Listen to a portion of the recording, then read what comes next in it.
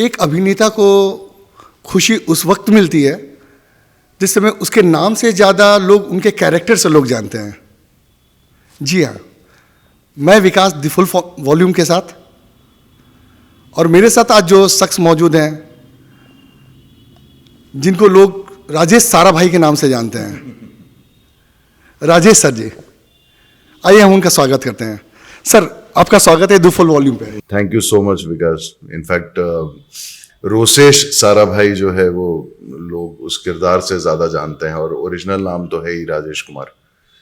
तो बहुत अच्छा लगा कि अचानक आए और फ़ोन आ गया आप लोगों का। मैंने बोला बड़ा कुछ ज़्यादा ही पॉपुलर हूँ कि अचानक लोग एयरपोर्ट पे उतरते ही मास्क में भी पहचान ले रहे हैं। So thank you so much कि आपके चैनल पे आने का मौका मिला। सर, आपने एक्टिंग का करियर की शुरुआत कहाँ से किया? ये तो 22 साल 23 साल हो गया। वो तो मुंबई में ही इनफैक्ट सारे एक्टिंग की शुरुआत हुई थी। स्कूल कॉलेज में बहुत ही एक्स्ट्रा करिकुलर एक्टिविटी के लेवल पे था, लेकिन अब जाकर के मतलब ऐसा लगता है कि वो एक्स्ट्रा करिकुलर एक्टिविटी हॉबी था, जो हॉबी अचानक कब प्रोफेशन में बदल गया पता ही नहीं चला। तो वहाँ मुंबई ऐसे ही इत्तेफाकन जाना हुआ था। मेरी सिस्टर वहाँ उस समय मुंबई में थी, प्रेग्नेंट थी, तो उनकी देखभाल करने के लिहाज से मैं बॉम्बे पहुंचा था। और तब ये पता नहीं था कि मतलब किसी और पर्पस के लिए आप गए हैं और अचानक वहाँ आप एक्टर बन गए। तो मतलब आज तक मैं इस वजह से मतलब आज तक मैंने कोई अपना पोर्टफोलियो नहीं बनवाया है, कोई फोटो शूट नहीं करवाया है। बस मुंबई में रह गया, फिर वहाँ पे कुछ 2-4 मित्र बन गए। उन मित्रों ने, उनमें से एक ने काम दिलवा दिया, और तभी भी नहीं पता था कि एक्टिंग करना है। तो ये सब होता जा रहा था, लेकिन उसमें अपना कोई इनपुट नहीं था। अभी बुला लिया कि अच्छा चलो ऐसा एक रोल है, 1000 रुपया दे देंगे एक दिन का, तो चलो यार फ्री घर पे बैठे हुए हैं, आ जाते हैं। तो उस तरीके से एक्टर बना हूँ। लोगों को हंसाना एक बहुत बड़ा चैलेंज है, गुदगुदाना, जिसको बिहारी हम लोग कहते हैं गुदगुदाना। ये कितना आपके लिए चैलेंजिंग है, दूसरे के चेहरे पे खुशी लाना? नहीं, मेरे लिए चैलेंजिंग बिल्कुल नहीं है, क्योंकि हंसना जो है वो आपकी मनोस्थिति है। अगर आप अंदर से मुस्कुराते रहते हैं, अंदर से आप खुश हैं, अंदर से बिना किसी स्ट्रेस के हैं, तो किसी के भी चेहरे पे हंसी लाना बहुत आसान हो जाता है। बट अगर आप ही खुद में ऐसा बंधे हुए हैं या किन्हीं कारणों से डरे हुए हैं या सहमे हुए हैं, तो फिर किसी के लिए भी मुस्कुराहट लाना खुद के लिए ही मुश्किल है, तो फिर सामने वाले के लिए तो और भी मुश्किल होगा। तो हम लोग तो ऐसे ही हैं यार, मतलब जैसे शायद स्कूल में रहे होंगे या कॉलेज में रहे होंगे, जिस तरीके का बिंदासपना तब था, उतना ही बिंदासपना आज भी है। तो इसलिए कभी भी हंसाना और हंसना जो है 2 सबसे सहज काम है मेरे लिए। सर, कहा जाता है हर एक सक्सेसफुल मैन के पीछे कोई वुमेन का हाथ होता है। जी, नहीं, डेफिनेटली। आपके लिए क्या है? हर स्टेज, लाइफ के हर स्टेज में वुमन का रोल तो रहा ही है एक मैन को बनाने में। तो इनिशियल स्टेज में आपकी माँ हैं, फिर उसके बाद जब करियर वाइज मैं बोलूँगा तो मेरी सिस्टर हैं, जिनके कारण मैं मुंबई गया। और फिर अब जब 2 बच्चे हैं, तो डेफिनेटली पत्नी का रोल भी उतना ही अहम है, क्योंकि आप अपने घर से निश्चिंत हैं तो आप कहीं भी जाकर के कुछ भी काम कर सकते हैं। आपके लाइफ का कोई चैलेंजिंग मोमेंट कब रहा? लाइफ का चैलेंजिंग मोमेंट इनफैक्ट 2017 रहा है, जहां पे ये निर्णय लेना या एक तरह से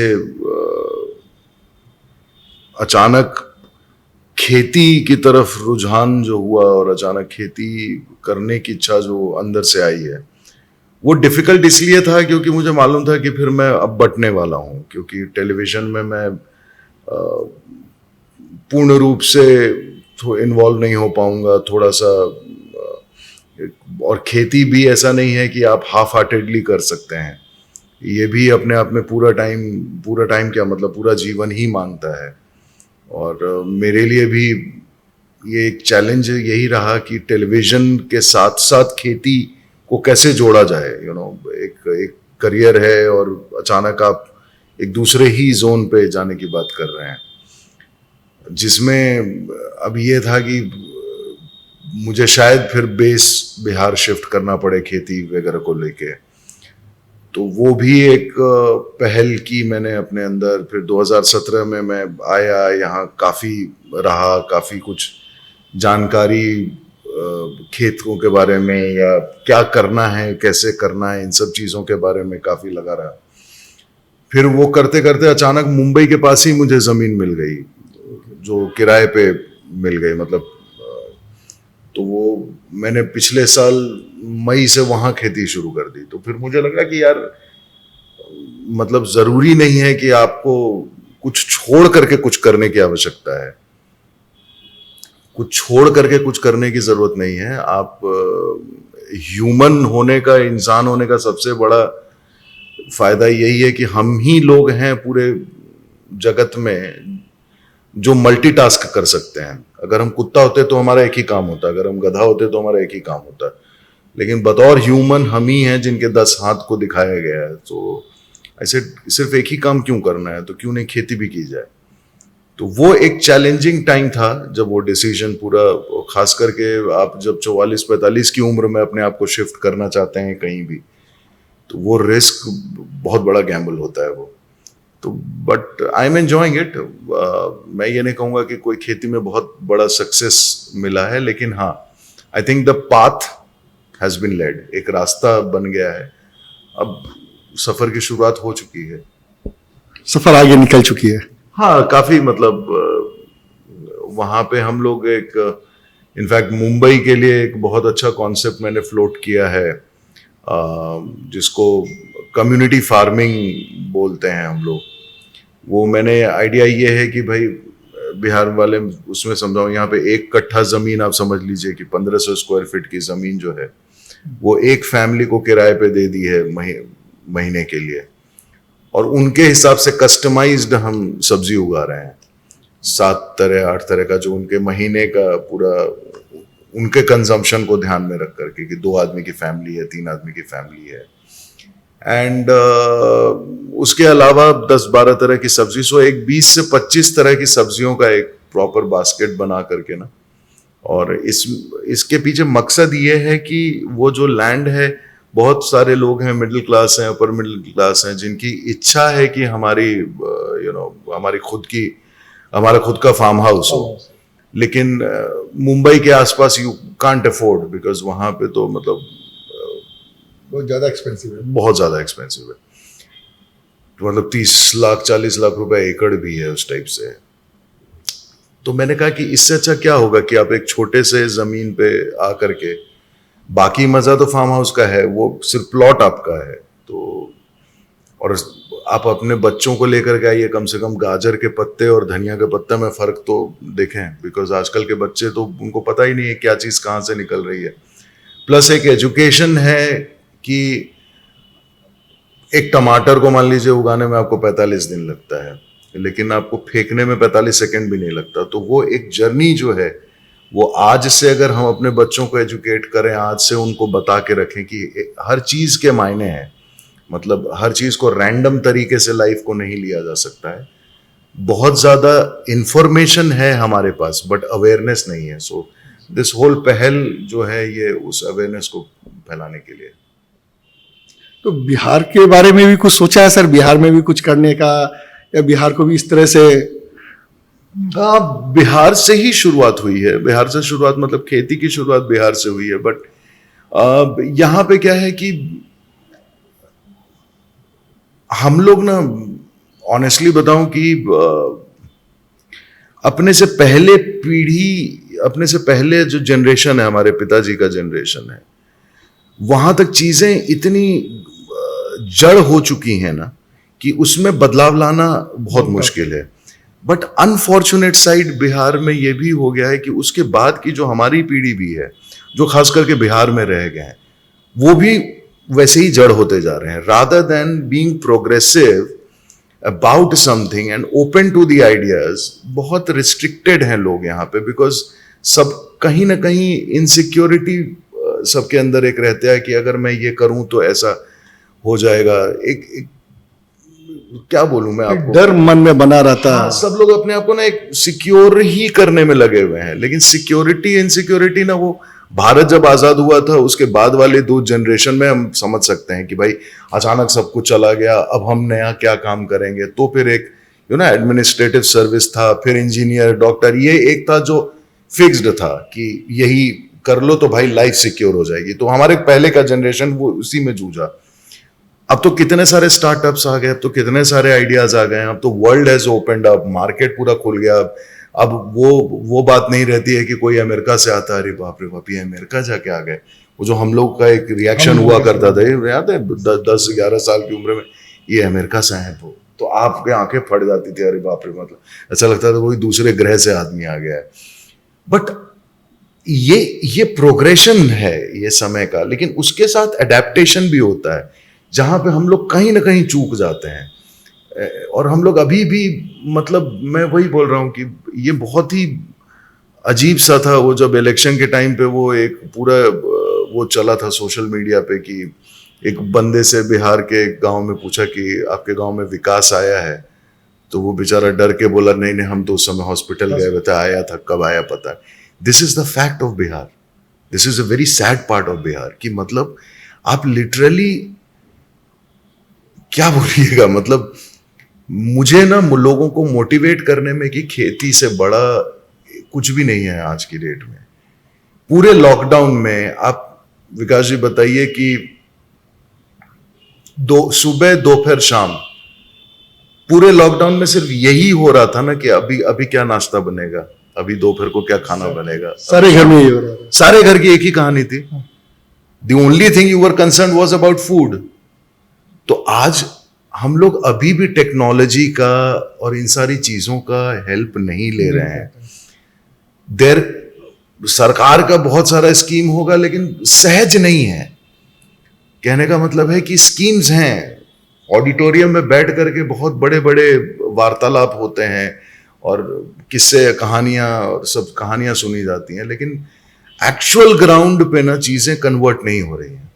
जहां पे मैं ट्राई कर रहा हूं, अब जैसे हमारे ही खेत के सामने नदी है, 1 किलोमीटर चौड़ी है, 50 किलोमीटर लंबी है, लेकिन एक बूंद पानी नहीं है. क्या हम लोग कभी सोचे हैं एज अ कृषि मतलब प्रधान देश, कभी सोचा है कि यार इसमें पानी भी लाया जा सकता है? बहुत सारे बच्चों को जब पेंटिंग कंपटीशन दिया गया था रैली फॉर रिवर के टाइम पे, तो 60% बच्चों ने नदी जो है वो पीला पेंट किया था, क्योंकि उन्होंने कभी नदी में पानी ही नहीं देखा है. सो हम क्या नेक्स्ट जनरेशन को दे रहे हैं, that is more important and that is where we are lacking. मेरा मुद्दा वही है कि तो बिहार में भी ये लाइफ टाइम वर्क है. मतलब मैं ये नहीं कहूंगा ये 5 साल 10 साल में होगा, बट आई थिंक कि अब जब तक जीवन है, somewhere I am focused about agriculture also. एक बिहारी कहलाना आपको कितना पसंद है? पसंद नापसंद वाला है ही नहीं. I do feel proud about it. और खास करके मतलब जिस तरह का रंग है और जैसा मैं, मतलब वहां पे बहुत सारे लोग मुंबई में, और जितना सीरियल काम भी किया, लोग मुझे गुजराती ज्यादा समझने लगे थे, बट वो उसके बीच में ये कहना कि भाई मैं बिहारी हूं, वो गर्व वाली बात ही होती है कि अच्छा, क्योंकि आई डोंट नो, मुझे ऐसा भी लगता है कि ये ओपिनियन हम लोगों ने ही बनाया है, क्योंकि बिहार को कहीं ना कहीं जब भी देखा गया है ना, तो बड़े पिछले जो 20 साल 25 साल का राजनीतिक जो हमारा सफर रहा है, उसमें जो हमारी छवि बनाई गई थी, वो मतलब माननीय लालू जी की ही छवि पूरे देश में बनी थी, और उन्होंने हर किसी को उसी नजरिए से देखा कि सारे बिहारी ऐसे ही हैं. That was a very sad part, not knowing कि आपके इनकम टैक्स में, आपके एक्टर्स में भी, हर हर क्षेत्र में बिहार के लोग कहाँ कहाँ नहीं है, बट मौकरी हमारी ज्यादा हुई, हम लोगों के, हम लोग, हाँ, हंसी हम लोगों को ज्यादा उड़ाया गया, क्योंकि हम लोगों को सबको उसी नजरिए से देखा गया, which is again very sad part of, but now time has changed, I think. जो एक भारत की छवि पूरे विश्व में एक समय थी ना, कि आप कहीं भी जाते थे तो आपको कहने में हिचक होती थी कि जब अमेरिका जाते थे, which country you are from, India, पहले ये एक झिझक थी, बट अब जो ये परिभाषा चेंज किया है और जो अभी हमारा एक स्थान हुआ है, अब हम गर्व के साथ कहते हैं ना कि भाई इंडिया, मतलब we now know that we take that pride. I think we still have to travel a lot, Bihar का वो, मतलब that pride is there, because हम लोग ही एकमात्र ऐसे राज्य हैं जहां पे विश्व की 3 धर्मों की उत्पत्ति हुई है। आप सिखिज्म बात कर लीजिए, बुद्धिज्म बात कर लीजिए, the richest community in the world, and फिर भी हम कुछ मिस कर रहे हैं। वो क्या है? आज पानी का लेवल, मैं खेती की बात करूं आपको, कर्नाटका आप चले जाइएगा, वहां पे नॉर्मल पानी का लेवल 1800 फीट पे आ गया है। 1800 फीट का आपको बोरिंग कहाँ आप करवाते हैं पानी निकालने के लिए, और बिहार में अभी भी 40-50 फीट पे है, फिर भी उसकी इज्जत नहीं है। There is so much resources we have, कि 3 धर्म की आप बात कर लें, और एग्रीकल्चर की आप बात कर लें, आप ब्रेन की बात कर लें, इतना बढ़िया कॉकटेल है सारी चीजों का, उसके बाद भी हम क्या मिस कर रहे हैं? I think this is the time to introspect, हम लोग, इतना सैड लगता है मुझे कि आज डेवलपमेंट के नाम पे घरें बन चुके हैं, इतने सारे घर बन गए हैं। दानापुर साइड ही जाता हूँ या वो सब, तो ऐसा लगता है कि घर बन चुका है, उसके बाद लोगों ने रियलाइज किया कि अरे यार, सड़क तो बनाए नहीं, पहुंचेंगे कैसे घर पे?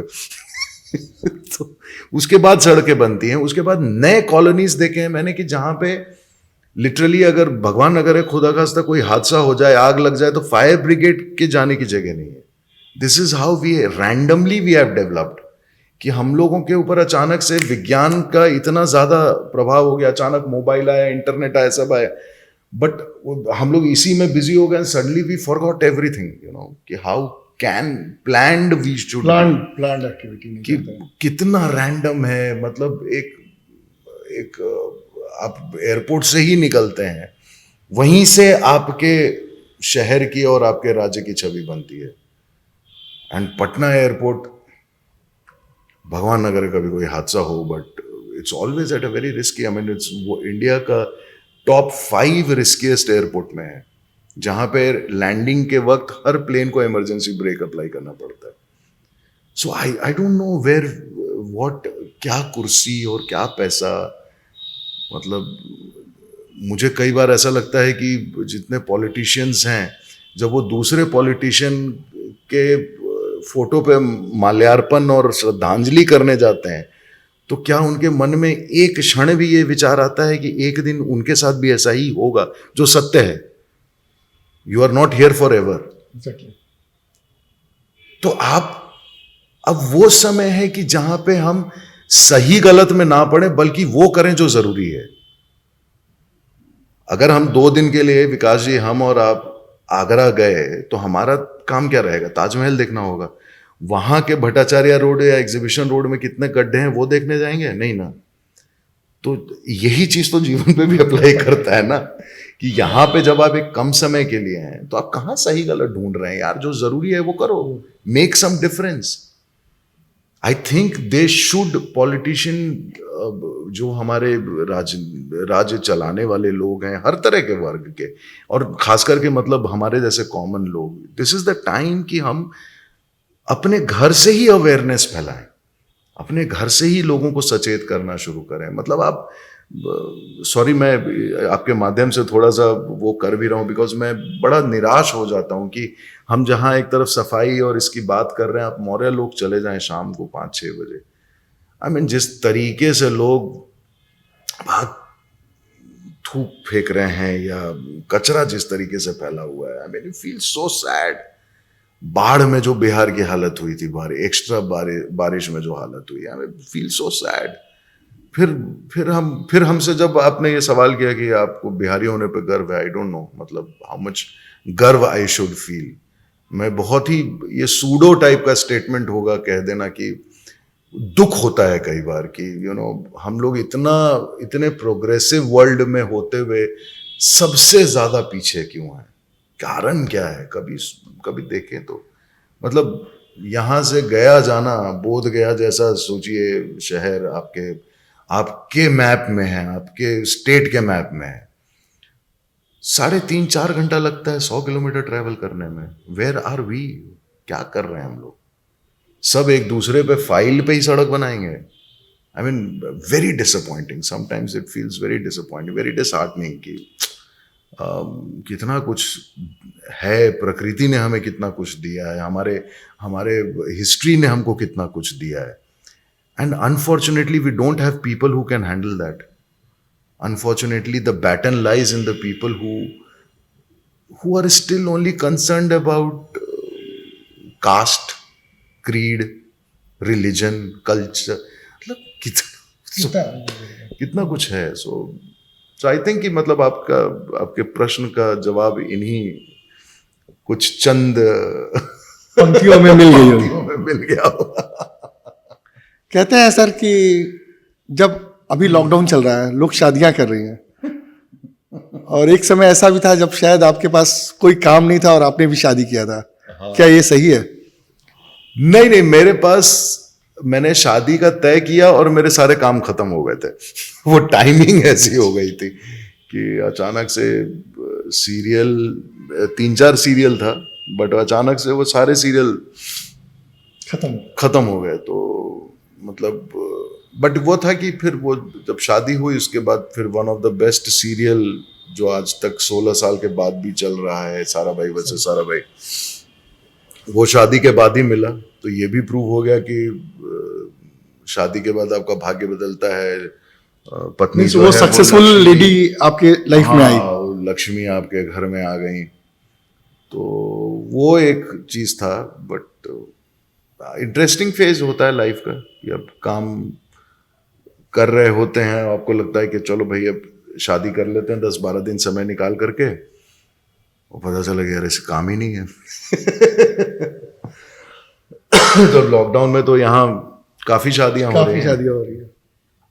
बट अब तो खैर एक तरह से लॉकडाउन खत्म ही हो गया, अब तो कहाँ कहीं से तो लॉकडाउन रहा नहीं, कुछ नहीं मतलब, बट कंटेनमेंट जोन है।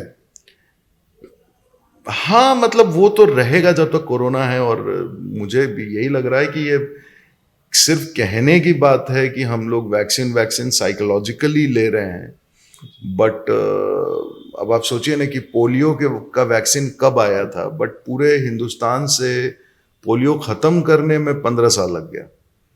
अब आप वो तो सिर्फ बच्चों को आप ढूंढ के पोलियो की 2 बूंद पिला रहे थे, यहाँ पे 135 करोड़ को आपको फ्री करना है, कितना साल लगेगा आई डोंट नो। बहुत चैलेंजिंग होगा, वेरी डिफिकल्ट, क्योंकि ये भी आप है कि कोई भी वैक्सीन ऐसा नहीं है कि एक ही शॉट में खत्म हो रहा है।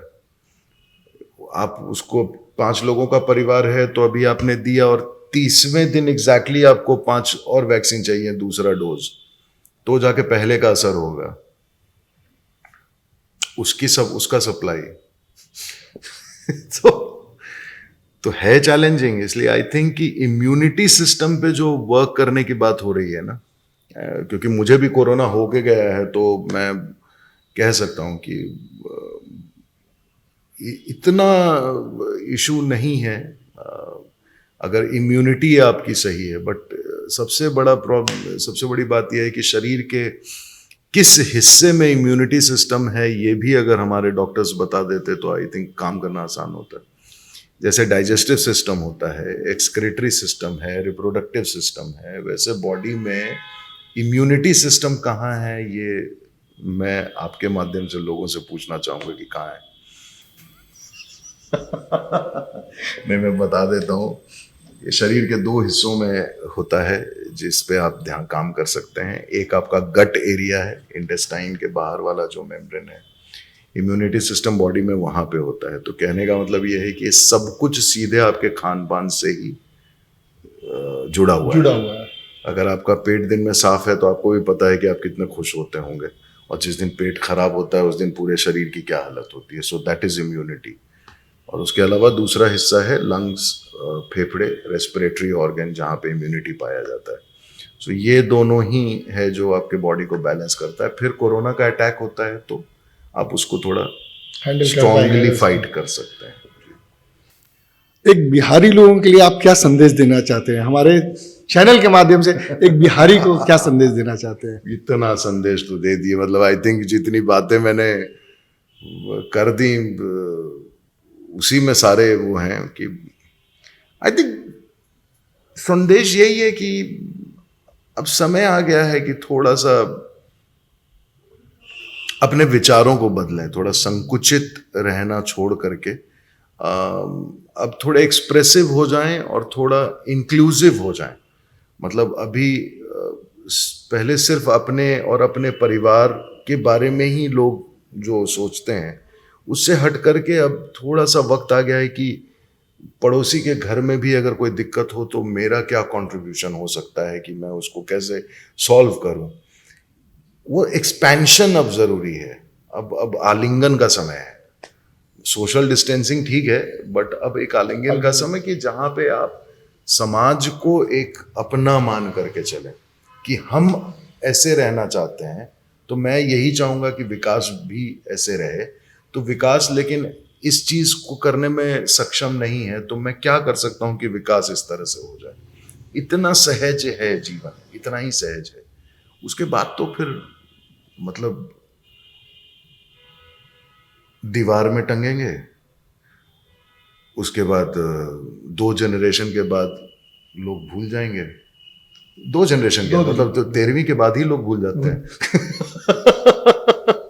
तो 2 पीढ़ी की क्या बात करूं मैं कि ये तो सत्यता यही है ना। आई थिंक मतलब हम भले आंख बंद कर करके वो शुतुरमुर्ग की तरह ऐसे हो जाएं, लेकिन सत्य यही है कि this is high time and specially Bihar मतलब एक्सप्लोर करने का समय है अभी।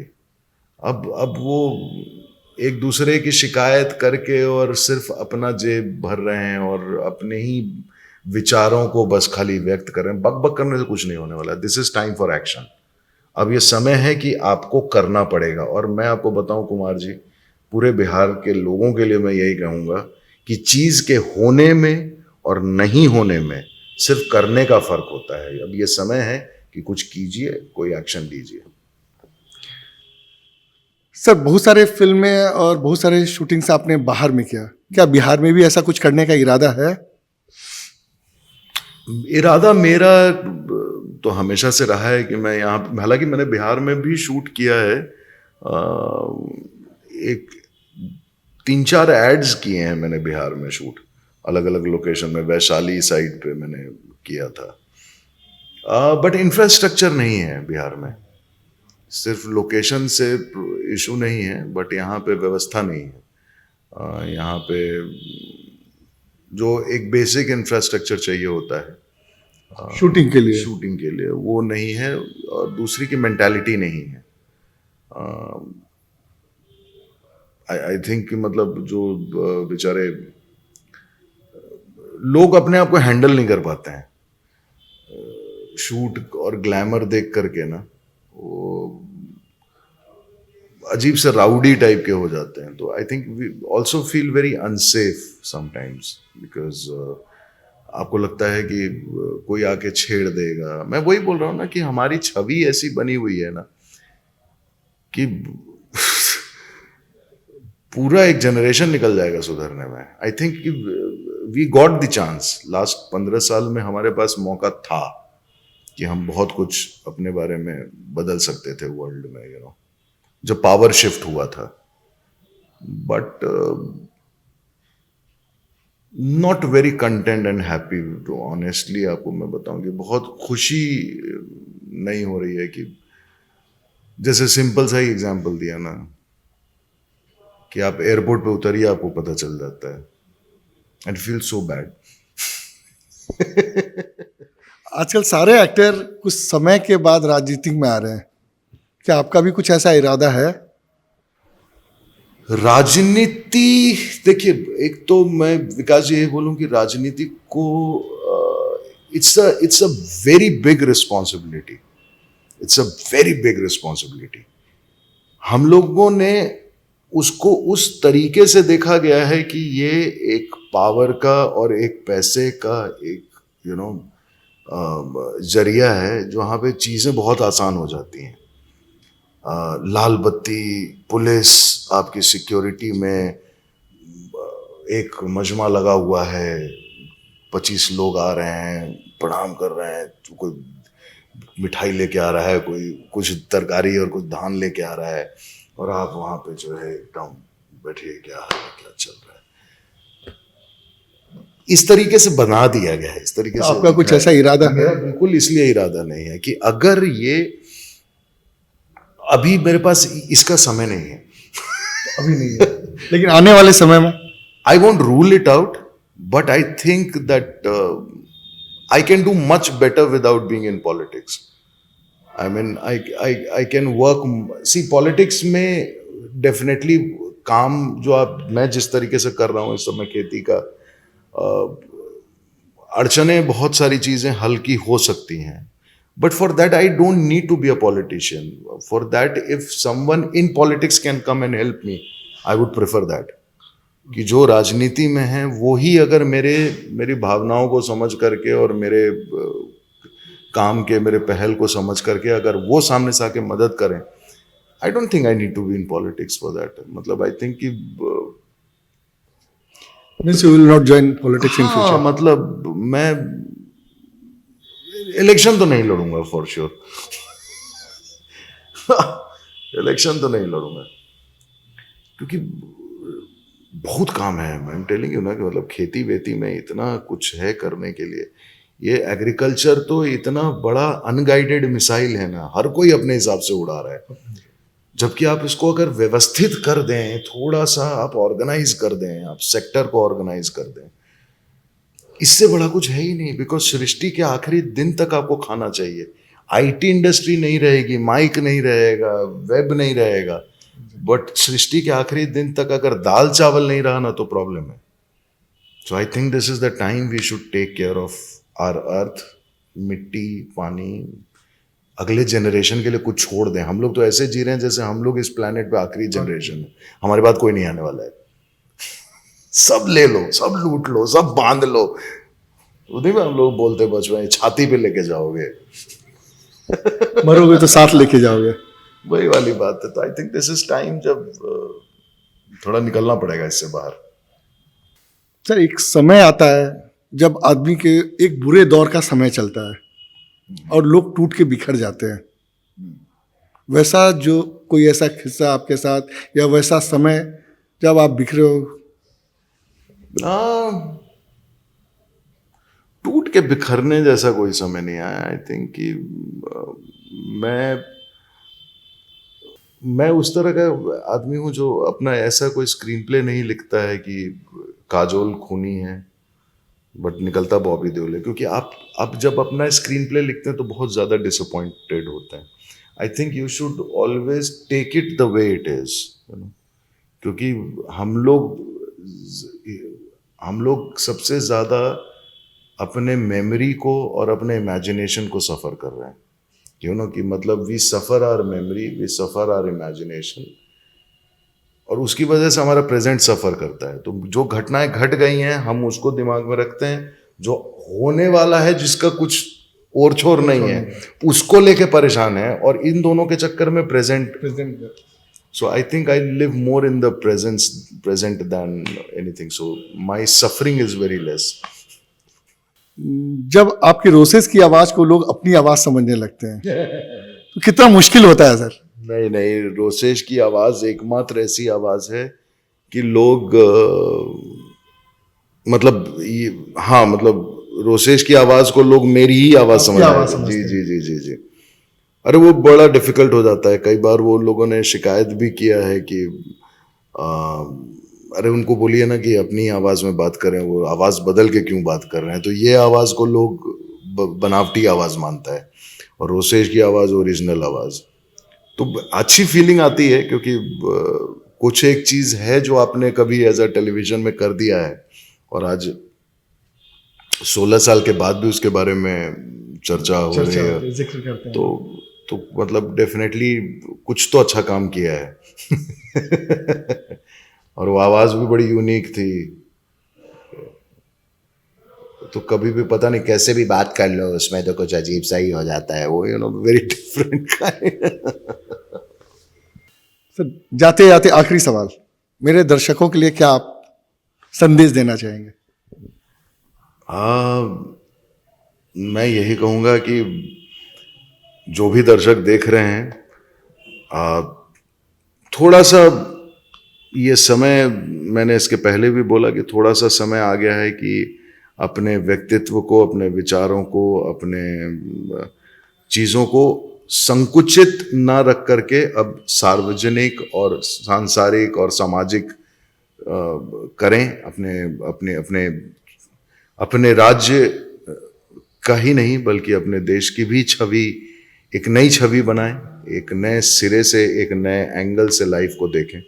सो आई थिंक कि this is the time for everyone to bring a change and to be a change. Sir, हमारे चैनल पे आने के लिए आपका बहुत बहुत धन्यवाद। धन्यवाद, बहुत बहुत धन्यवाद विकास जी। बहुत